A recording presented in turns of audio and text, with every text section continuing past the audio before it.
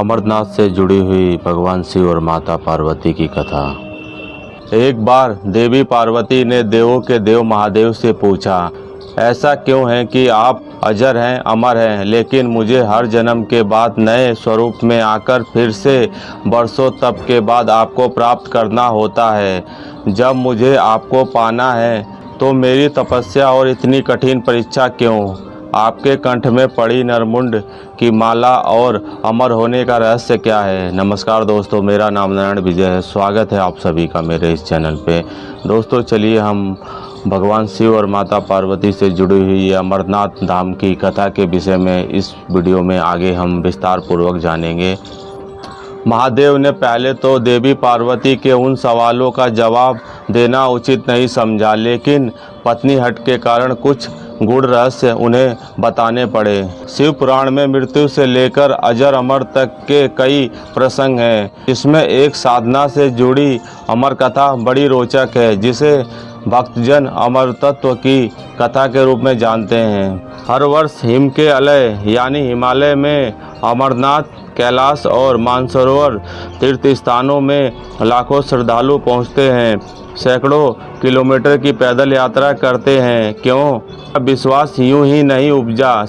शिव के प्रति अधिक मास अथवा आषाढ़ पूर्णिमा से श्रावण मास तक की पूर्णिमा के बीच अमरनाथ की यात्रा भक्तों को खुद से जुड़ी रहस्यों के कारण और प्रासंगिक लगती है। पौराणिक मान्यताओं के अनुसार अमरनाथ की गुफा ही वह स्थान है जहां भगवान शिव ने पार्वती को अमर होने के गुप्त रहस्य बतलाए थे। उस दौरान उन दो ज्योतिषियों के अलावा तीसरा वहां कोई प्राणी नहीं था, ना महादेव का नंदी और ना ही उनका नाग, ना सिर पे गंगा और ना ही गणपति और कार्तिक।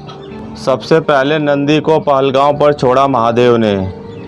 गुप्त स्थान की तलाश में महादेव ने अपने वाहन नंदी को सबसे पहले छोड़ा। नंदी जी जिस स्थान पे छूटे उसे ही पहलगांव कहा जाने लगा। अमरनाथ यात्रा यहीं से शुरू होती है। यहाँ से थोड़ा आगे चलने पर शिवजी ने अपनी जटाओं से चंद्रमा को अलग कर दिया। जिस जगह ऐसा किया वह चंदनवाड़ी कहलाती है।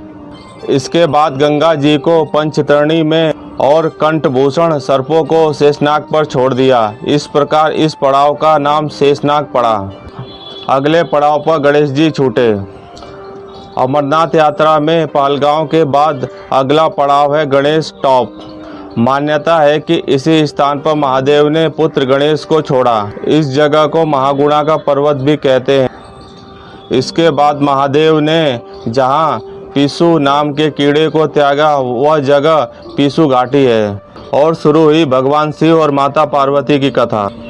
इस प्रकार महादेव ने अपने पीछे जीवनदायिनी पंच तत्वों को स्वयं से अलग कर दिया। इसके पश्चात पार्वती संग एक गुफा में महादेव ने प्रवेश किया। कोई तीसरा प्राणी यानी कोई व्यक्ति, पशु या पक्षी गुफा के अंदर घुसकर कथा ना सुन सके, इसके लिए उन्होंने चारों ओर अग्नि प्रज्वलित कर दी। फिर महादेव ने जीवन के गूढ़ रहस्य की कथा शुरू की। कथा सुनते सुनते सो गई माता पार्वती। कबूतर ने सुनी पूरी कथा।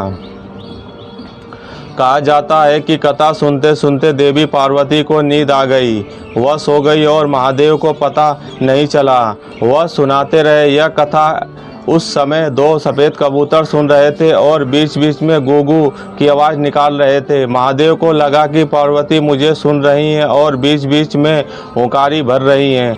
चूँकि वैसे भी भोले अपने में मग्न थे तो सुनाने के अलावा ध्यान कबूतरों पर नहीं गया। वे कबूतर अमर हुए और अब गुफा में होते हैं उनके दर्शन। दोनों कबूतर सुनते रहे। जब कथा समाप्त होने पर महादेव का ध्यान पार्वती पर गया तो उन्हें पता चला कि वे तो सो रही हैं, तो कथा सुन कौन रहा है। उनकी दृष्टि तब दो कबूतरों पर पड़ी तो महादेव को क्रोध आ गया। भगवान, हमने आपसे अमर कथा सुनी है, यदि आप हमें मार देंगे तो यह कथा झूठी हो जाएगी। इस पर महादेव ने उन्हें वरदान दिया कि तुम सदैव इस स्थान पर शिव और पार्वती के प्रतीक चिन्ह के रूप में निवास करोगे। अतः कबूतर का यह जोड़ा अमर हो गया और यह गुफा अमरनाथ की साक्षी हो गई।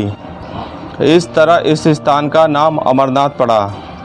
मान्यता है कि आज भी इन दोनों कबूतरों के दर्शन भक्तों को होते हैं। अमरनाथ गुफा में यह भी प्रकृति का ही चमत्कार है कि शिव की पूजा वाले विशेष दिनों में बर्फ़ के शिवलिंग अपने आप आकार ले लेता है। यहाँ मौजूद शिवलिंग किसी आश्चर्य से कम नहीं है। पवित्र गुफा में एक और माता पार्वती, श्री गणेश के भी अलग से बर्फ से निर्मित प्रतिरूप के भी दर्शन किए जा सकते हैं। दोस्तों, यह कुछ जानकारी थी जो हमने आपको इस कथा के माध्यम से समझाई, जो अमरनाथ से संबंधित थी।